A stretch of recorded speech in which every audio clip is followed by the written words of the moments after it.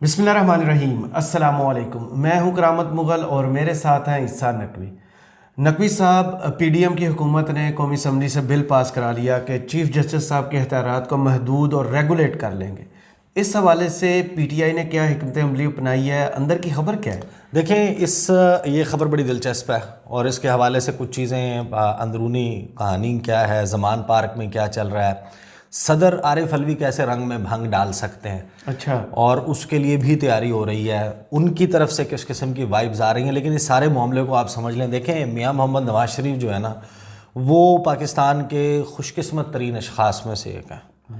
बिला शक। मैं यानी कि ये ज़ाहिर है कि ये बड़ा सवाल होता है ना कि लाडला कौन है। जी, तो इमरान खान के बारे में ये सब कहते हैं कि लाडला है, लेकिन एक लाडले हैं नवाज शरीफ साहब जी, और वो ऐसे लाडले हैं कि इस मुल्क में आइन, पर्सन स्पेसिफिक आइन में तरमीम, यानी आइन तब्दील होना एक शख्स के लिए, वो भी माशाल्लाह जनाब आप देखें कि नवाज शरीफ साहब हैं, और पर्सन स्पेसिफिक कानून बनना वो भी अब नवाज शरीफ साहब के सर जो है वो सेहरा चला गया। और दोनों मरतबा सहूलतकार पाकिस्तान पीपल्स पार्टी, आपको याद है कि जिस वक्त 18वीं तरमीम आ रही थी जी, और 18वीं तरमीम मिलकर की इन्होंने, उस वक्त मुस्लिम लीग नवाज का क्या मुद्दा था? वन लाइनर, तीसरी मरतबा वज़ीर आज़म बनने के होने चाहिए। बेनज़ीर भुट्टो साहब की शहादत हो चुकी थी। जी, दोनों दो मरतबा वज़ीर आज़म रह चुके, वज़ीर आज़म रह चुके थे इस मुल्क में। लेकिन बेनज़ीर क्योंकि अब इस दुनिया से जा चुकी थी, तो वाहिद शख्स बचते थे मियां नवाज शरीफ। पूरे पाकिस्तान में उस वक्त जो टोटल 18 करोड़ आबादी थी इस मुल्क की, 18 करोड़ आबादी के मुल्क में एक शख्स था जो बेसिकली जिसके ऊपर ये कदगन लगती थी कि तीसरी मरतबा वज़ीर आज़म नहीं बन सकता। बाकी तो कोई नहीं था ना जिसके ऊपर तीसरी मरतबा की वो लगती हो। तो उनके लिए आइन में तरमीम की और पीपल्स पार्टी फैसिलिटेटर थी। सही, उनके लिए ये सहूलत पैदा हुई, लाडले जो ठहरे। उसके बाद अब एक टाइमलाइन है मेरे पास, वो टाइमलाइन भी मैं आपको सुना देता हूँ, ये पनामा वाला, और ये किस तरीके से उनके हक में जाएगा, लेकिन पीटीआई की क्या स्ट्रेटजी है वो आखिर में। ये सारा ज़ाहिर है कि आपको पता है कि पीपल्स पार्टी बड़े जोश व जज्बे के साथ तकरीरें कर रही है। उस पर आइन के आर्टिकल 184(3) के तहत जो सुप्रीम कोर्ट ऑफ पाकिस्तान मफाद आमा के मामलात, सो मोटो के इख्तियारात इस्तेमाल करती है, लिटिगेशंस आती हैं, पटिशन्स, कॉन्स्टिट्यूशनल पटिशन्स आती हैं, वो आर्टिकल 184(3) के तहत होती हैं, एंटरटेन होती हैं। तो उस सारे मामले पे चीफ जस्टिस के विंग्स को क्लिप किया जा रहा है। सही। और चीफ जस्टिस जो है वो ज़ाहिर है कि सो मोटो लेने के लिए, बेंच उसके लिए तश्कील देने के लिए उनको 2 मज़ीद जजेस की राय दरकार होगी। कम अज़ कम एक बंदा अपने साथ चाहिए होगा। बेंच फॉर्म करने के लिए भी यही कुछ करना होगा। फिर जो उसमें एक स्पेसिफिक अमेंडमेंट डाली गई, मोहसिन दावड़ ने पेश की, वो ये है कि जो माजी में जी इस किस्म के केसेस जो आर्टिकल 184(3) के तहत आते रहे हैं, उसमें जो भी शख्स सज़ा याफ्ता है, नाअहल हुआ है, ताहयात नाअहली हुई है, सज़ा हुई है, पहले तो ये होता था कि इसमें जो फ़ैसला आ गया उस फैसले के ऊपर रिव्यू नहीं हो सकता। सही, नाअहली हो गई, रिव्यू नहीं हो सकता।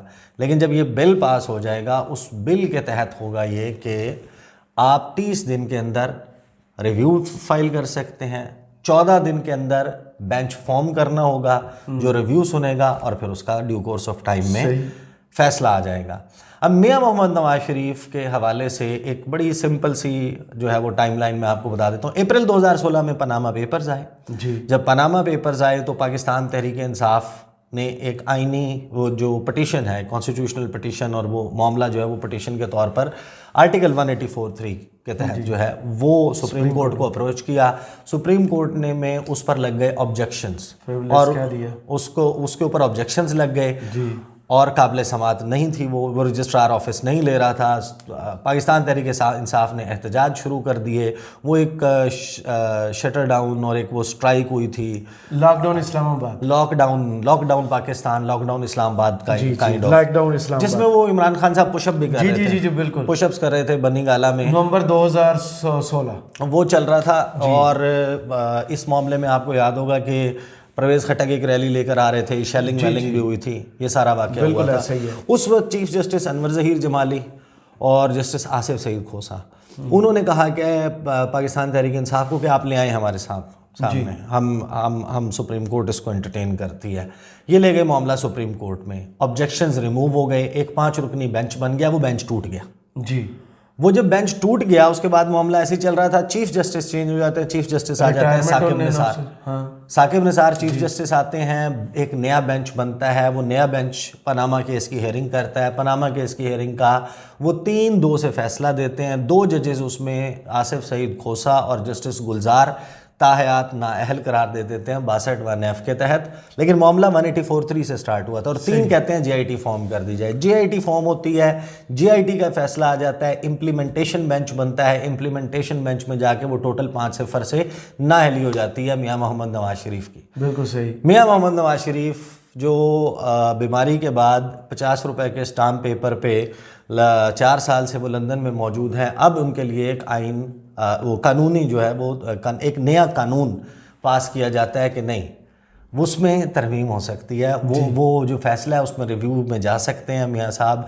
फिर ज़ाहिर है कि जहांगीर तरीन, और अब ये क्वेश्चन है कि इसमें और कौन कौन 184(3) के तहत जो है, लेकिन उनके ऊपर ताहयात नाअहली नहीं थी ना, वो सजा भुगत चुके। हाँ, वो उनकी तो 30 सेकंड्स की थी, till rising of the court की सज़ा थी। तो अब इस सारे मामले में जो रोल प्ले कर सकते हैं वो कौन और क्या कर सकते हैं और सदर के पास क्या इख्तियारात हैं, इस हवाले से एक बड़ा सवाल हुआ कि जनाब सदर पाकिस्तान क्या करेंगे। लेकिन ज़मान पार्क में मुलाकात हुई। इस सारे मामले में जब से ये चल रहा था तो इमरान खान साहब ने जो उनके आइनी और कानूनी मामलात पे उनको मशावरत फराहम करते हैं उन लोगों को बुलाया, उनमें डॉक्टर बाबा रवान भी थे। सही। उस सारे मामले के बाद कुछ चीज़ें जो सामने आई हैं उसमें ये चीज़ें कही जा रही हैं कि देखें सदर के पास कुछ इख्तियारात हैं। सदर जो है वो अगर इसको रोक लेते हैं, दस्तखत नहीं करते, वापस मजलिस शूरा को भेज देते हैं, या सदर के पास एक इख्तियार और है, वो मैं आपको बाद में बताता हूँ। लेकिन सुनिए पहले कि बिल कैसे इंट्रोड्यूस होता है। बिल ओरिजिनेट हो सकता है सेनेट ऑफ पाकिस्तान में भी और कौमी असम्बली में भी। एक बिल पेश होता है, वो तब तक कानून एक्ट नहीं बनता, एक्ट ऑफ पार्लियामेंट नहीं बनता, कानून का हिस्सा नहीं बनता। लेजिस्लेशन का प्रोसेस ये है कि बिल इंट्रोड्यूस हो गया, इन दिस केस कौमी असम्बली में, ये उधर भी हो सकता है दूसरी तरफ।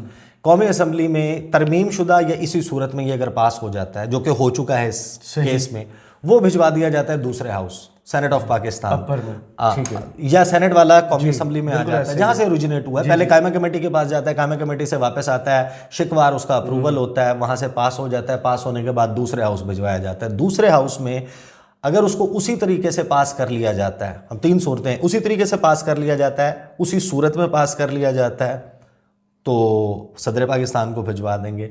अगर उसमें तरमीम कर दी जाती है तो तरमीम की सूरत में वो वापस कौमी असम्बली जाएगा और फिर कौमी असम्बली उसको तरमीम शुदा सूरत में पास करेगी और फिर वो सदर के पास जाएगा। तीसरी सूरत ये है कि सेनेट उसको टेकअप ही नहीं करता। टेकअप नहीं करता तो 90 डेज के बाद वो बिल लैप्स हो सकता है, लेकिन नहीं, वो जाता है वापस उसी हाउस की रिक्वेस्ट अगर आ जाती है कि आप जॉइंट सेटिंग करें, मुश्तरका इजलास हो पार्लियामेंट का, मजलिस शूरा का इजलास और जॉइंट सेटिंग में उसको अप्रूव किया जाए। फिर इन सूरतों में अप्रूव होने के बाद वो पहुंच जाता है सदर के पास। ये सारा प्रोसेस है आर्टिकल 70 के तहत। सही। उसके बाद आर्टिकल 75 में सदर का इख्तियार शुरू होता है। सदर के पास असेंट के लिए, दस्तखत के लिए बिल भेजा जाता है। अब सदर पाकिस्तान का ये इख्तियार है कि वो उसके ऊपर दस्तखत कर दे, वो कानून का हिस्सा बन जाए, या सदर पाकिस्तान उस पे कोई क्वेश्चन लगा के किसी खास क्लॉज पे या उस पे वापस मजलिस शूरा भेज दें 14 दिन में, वरना उन्होंने करना है, वरना वो भेज देते हैं। जब वो भेज देते हैं दोबारा उनके पास, वो उसको फिर पास करते हैं। लेट्स जस्ट अस्यूम कि वो दोबारा पास कर लेते हैं, फिर वो सदर पाकिस्तान के पास आएगा। लेकिन अब क्योंकि वो मजलिस शूरा से पास हो चुका है तो 10 रोज़ में अगर सदर उसको दस्तखत नहीं करते तो वो कानून बन जाएगा। सही। लेकिन ये तो हैं 2 आर्टिकल्स। सही। उसके बाद कुछ और आर्टिकल्स भी आइन में। बिल्कुल सही। आइन का है एक आर्टिकल 186, वो मैं आपको बताता हूँ। और सदर ने एक इंटरव्यू दिया है, सदर ने क्या कहा है, फिर आपको वो पता चलता है कि कहाँ रंग में भंग डल सकती है और उनकी वाइब्स किस किस्म की आ रही हैं। आर्टिकल 186 जो है वो पहले खोल लेते हैं कॉन्स्टिट्यूशन का। आर्टिकल 186 है जनाब एडवाइजरी जुरिस्डिक्शन। वो कहता है कि if at any time the president considers that it is desirable to obtain the opinion of the Supreme Court on any question of law which he considers of public importance, he may refer the question to the Supreme Court for consideration. यानी सदर पाकिस्तान उनको किसी भी मौके पर यह लगता है कि सुप्रीम कोर्ट की राय किसी भी कानूनी नुक्ते पर दरकार है और वो कानूनी नुक्ता अवामी अहमियत का हामिल है, तो वो ये सवाल सुप्रीम कोर्ट ऑफ पाकिस्तान को भिजवा सकते हैं उनकी राय जानने के लिए या उनसे कंसिडर करवाने के लिए। तीसरी बात ये कि जो पीटीआई में मौजूद आईनी और कानूनी माहिरीन है वो ये कहते हैं कि ये आइन का आर्टिकल है 184(3). सही। आइन का आर्टिकल 184 जो है वो क्योंकि आइन है और आइन 2/3 मेजॉरिटी से बनता है, सिंपल मेजॉरिटी से नहीं बनता, सादा अक्सरियत से नहीं बनता, उसके लिए आपको 2/3 अक्सरियत दरकार है। तो इसके लिए जो मातहत लेजिस्लेशन है यानी उसके रूल्स आपने वज़ा करने हैं तो उसके लिए भी आपको आईनी तरमीम दरकार होगी। अब अगेन आई एम नॉट, मैं कोई कानून का आइन का माहिर नहीं हूँ, हमारी बेसिक अंडरस्टैंडिंग होती है, हम जो सुनते हैं वो क्लास ए आईनी और कानूनी माहिरीन से या जो रिपोर्टर्स हैं जो हार्डकोर रिपोर्टिंग करते हैं, कोर्ट रिपोर्टिंग जाकर ऑन द स्पॉट करते हैं, हम उनसे अंडरस्टैंडिंग लेते हैं।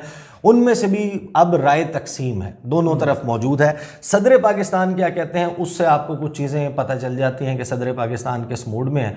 उन्होंने इंटरव्यू दिया हामिद मीर को, बहुत सारे मामलात पे बात हुई, इंपॉर्टेंट स्टोरीज़ भी उससे निकली, लेकिन जो सवाल था ना उनसे ये हुआ कि आपके कोर्ट में गेंद आ रही है, आप क्या करेंगे? तो उस पे सदर पाकिस्तान ने कहा कि मैं कल इस पर लोगों के तबसरे सुनता रहा, मुझे लगता है कि इस बिल की टाइमिंग बेहतर हो सकती थी, या तो पहले हो जाता। एक बुहरानी सूरत हाल में इस बिल के आने की टाइमिंग पर सवालिया निशान ज़रूर मौजूद है। सही। It could have been better, एक और वक्त पे भी आ सकता था। एन वो वक्त जब सुप्रीम कोर्ट ऑफ पाकिस्तान ने एक बेंच कॉन्स्टिट्यूट किया है और वो 184(3) के तहत 2 सूबों में इंतखाबात के मामले को देख रही है, उमर अता बंदियाल चीफ जस्टिस की सरबराही में, उस वक्त आप ये लेकर आ रहे हैं मामला, और दूसरी तरफ से जस्टिस काजी फाइज ईसा उस वक्त तक सस्पेंड करने का कह रहे हैं तमाम ब्रीफिंग्स और तमाम ऐसे हम गुज़श्ता वीडियो में डिस्कस कर चुके हैं कि जिन पर जो आर्टिकल 184(3) के तहत मुकदमात चल रहे हैं। तो टाइमिंग इसकी, फिर उन्होंने कहा कि मैंने आम लोगों का जो तज्जिया सुना कि इसको कुछ ना कुछ स्ट्रीमलाइन करने की ज़रूरत है, यानी जो सुप्रीम कोर्ट में चीफ जस्टिस के सवाबदीदी इख्तियारात हैं और ये जो मामला है 184(3) का, इसमें वाकई ये ज़रूरत है। उसकी वजह यह है कि चीफ जस्टिस उठ के अगर अखबार पढ़ते हैं, अखबार में माजी में होता रहा है ना, इफ्तिखार चौधरी के दौर में सैकड़ों सौ मोटो हुए हैं जी, जहाँ अखबार में खबर लगी, जी अखबार में खबर चली, द न्यूज़ में चली, सुबह उठे पता चला जनाब नोटिस हो गया, 100 मोटो हो गया। अच्छा, 100 मोटो होना इसमें कुछ गलत नहीं है, असल मसला ये आता है कि वो फिर बाईपास कर जाता है सारा प्रोसीजर। उसमें जो ड्यू कोर्स में सेटलमेंट हो सकती है, केस के पहलू निकल सकते हैं, वो ख़त्म हो जाता है। वो ख़त्म ऐसे हो जाता है कि सुप्रीम कोर्ट ऑफ पाकिस्तान उसको सुनकर उस पर फैसला दे देती है, उसका रिव्यू नहीं हो सकता। वो जो रिव्यू ना होना है वो एक इम्पॉर्टेंट क्वेश्चन है, लेकिन वो इस वक्त उठाया जाना भी एक इम्पॉर्टेंट क्वेश्चन है।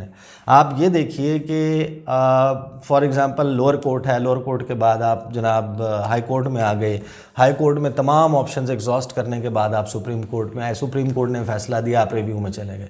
लेकिन जब वो 184(3) के तहत आया है, 100 मोटो हुआ है या पटिशन आई है उस आर्टिकल के तहत, तो फिर उसमें अब आप रिव्यू में नहीं जा सकते, एपलेट कोर्ट में ही आप नहीं जा सकते, आप नहीं जा सकते। तो उसमें उन्होंने सदर ने कहा कि देखें सुप्रीम कोर्ट जिस तरीके से अपने आप को चलाती है उसको स्ट्रीमलाइन करने की मैंने सुना है लोगों का तज्जिया है कि होना चाहिए। इस सिलसिले में बहुत सी राय सुप्रीम कोर्ट के अंदर से भी आई। अब ये जो अंदर से राय आई है वो जस्टिस काजी फाइज ईसा की है, वो जस्टिस मंसूर की है, justice even Athar Minallah to some extent, Jamal Mandokhel, justice Yahya Afridi का भी देखना होगा कि उनका इसके ऊपर क्या मौक़िफ़ है। इस हवाले से ये जो देखिए ना, और उस पर अमीनुद्दीन खान जो 5 रुकनी बेंच का हिस्सा है इस वाले 100 मोटो का, और जस्टिस काजी फाइज ईसा ने जो फैसला दिया उसमें भी वो हिस्सा है। उसमें वो कहते हैं कि अंदर से भी आप इसके हवाले से राय आ रही है और सुप्रीम कोर्ट में भी काफ़ी दिनों से ये डिस्कशन हो रही है, तो उन्हें भी कॉन्फिडेंस में लेकर ये मामला कर लेना चाहिए। ये जो लेजिस्लेशन वाला मामला है उनको कॉन्फिडेंस में लेकर करना चाहिए। दरअसल पाकिस्तान में जब ज़ोर ज़बरदस्ती से कोई चीज़ की जाती है तो उसमें बहुत से सवालिया निशान पैदा हो जाते हैं, चाहे जिस तरह से भी। मैं गैर जानिबदार रहते हुए ये बात कर रहा हूँ, जो तरक्की याफ्ता जमहूरियतें हैं उनमें इत्तफाक राय तलाश कर लिया जाता है, 100% ना भी हो, रीज़नेबल इत्तफाक राय ज़रूर हो जाता है। سپریم کورٹ جس کے بارے میں یہ گفتگو ہے تو اگر ان کے ساتھ بھی کسی نہ کسی طرح سے مشاورت ہو جائے تو اچھا ہے. اس پہ حامد میرن سے سوال کرتے ہیں آپ دستخط کریں گے؟ کیا صدر پاکستان دستخط کریں گے؟